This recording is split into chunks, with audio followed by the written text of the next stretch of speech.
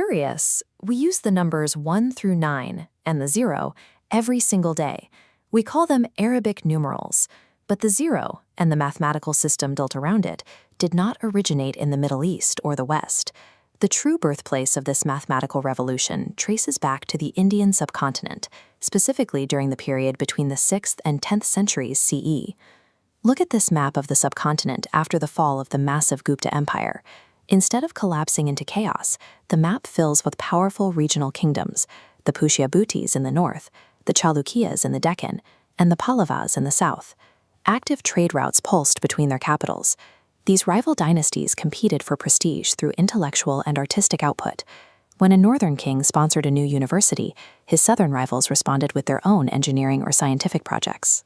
This constant pressure to out-innovate neighboring courts accelerated the spread of new ideas across the entire subcontinent.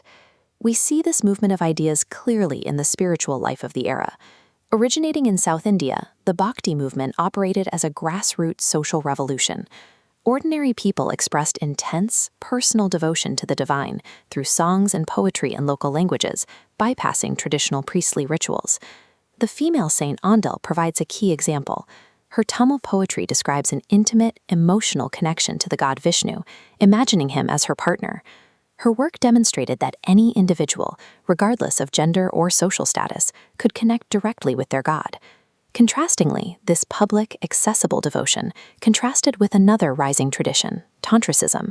Tantric practices focused on complex rituals, specific chanted mantras, and intense personal meditation, usually guided by a specialist. By focusing on simple faith and love, the Bhakti saints bypassed the rigid rules and caste barriers enforced by temple priests. They democratized religious life, making it a shared experience for the common people. The physical evidence of this era remains visible in stone. Regional kings used their wealth to fund massive temple building projects as a way to project their authority. Look at the Kailasanathar temple in Kanchipuram. The distinct profile of the Dravida architectural style is visible in this multi-tiered, stepped pyramidal tower. In the north, builders preferred the Nagara style, which featured towering peaks that resembled mountain ranges. However, in the Deccan Plateau, architects combined both northern and southern techniques to create the Vesara style, a compact and highly creative structural hybrid. The artistic skill reached deep into the rock itself. This is the Mahishasura Mardini cave relief at Mamallapuram. It captures the goddess Durga charging on her lion to battle a buffalo demon. The sculptors used dynamic, slanted postures to give the scene a three-dimensional depth within the solid granite. The presence of these mixed architectural styles indicates that architects and sculptors were moving freely between rival courts. These shared masterworks suggest a high level of mobility and cultural exchange across kingdom lines. Scholars of the 7th century applied the same precision used in temple engineering to the logic of numbers. The work of the mathematician Brahmagupta represents a significant intellectual leap for the era. Brahmagupta defines 0 as a mathematical value with its own functional rules. He established it as a fulcrum on a scale, allowing equations to balance and function as a precise system. Using that fulcrum, he codified rules for negative numbers. He used practical analogies that merchants would understand, contrasting positive fortunes with the accumulation of debt, which moves in the opposite direction from 0. By turning abstract concepts into workable laws, Brahmagupta provided the tools needed for advanced arithmetic and algebra. These rules changed the trajectory of global science. These ideas eventually traveled far beyond the subcontinent.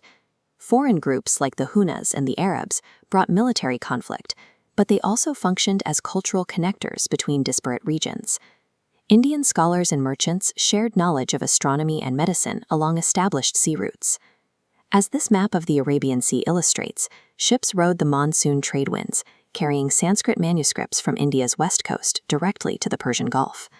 In the 9th century, scholars in Baghdad translated these Indian texts. They adopted the decimal system and the numerals before transmitting them to European mathematicians, who would eventually categorize them as Arabic. This process of transmission raises a critical question for historians. How can we trust the ancient accounts of these interactions, such as the conquests in Sind? We often consult the Chachnama, a 13th century text that describes a violent and total conquest. However, earlier Arabic sources recorded much less violent accounts and peaceful negotiations. The Chachnama was written centuries after the event and contains significant exaggerations. A historical detective cannot take ancient manuscripts at face value. Reconstructing the past requires us to interrogate every source and separate political propaganda from the evidence.